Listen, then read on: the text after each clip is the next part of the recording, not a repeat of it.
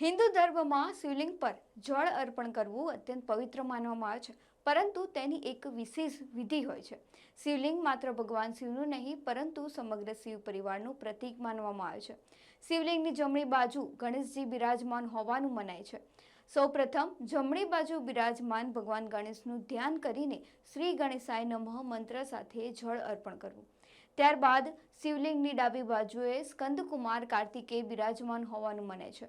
ડાબી બાજુ બિરાજમાન કાર્તિકેયને શ્રી સ્કંદાય નમઃ મંત્રોચ્ચાર સાથે જળ અર્પણ કરવું અને ધ્યાન કરવું. મધ્યમાં બિરાજમાન છે બાલ ત્રિપુર સુંદરી. મધ્ય ભાગમાં બિરાજમાન બાલ ત્રિપુર સુંદરીનું ધ્યાન કરીને શ્રી ત્રિપુર દેવ્યય નમઃ મંત્રનો જાપ કરવો. શિવલિંગનો આધાર ભાગ માતા પાર્વતીનો હાથ ગણાય છે, જ્યાં ઘડિયાળની દિશામાં જળ અર્પણ કરીને શ્રી જગદંબિકાય નમઃ મંત્રનો જાપ કરીને માતા પાર્વતીનું ધ્યાન કરવું.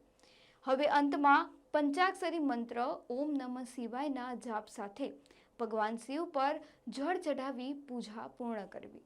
આ રીતે શાસ્ત્રોક્ત વિધિ મુજબ શિવલિંગ પર જળ અર્પણ કરવામાં આવે તો પૂજાનું પૂર્ણ ફળ પ્રાપ્ત થાય છે અને જીવનમાં સુખ, શાંતિ અને સમૃદ્ધિ આવે છે.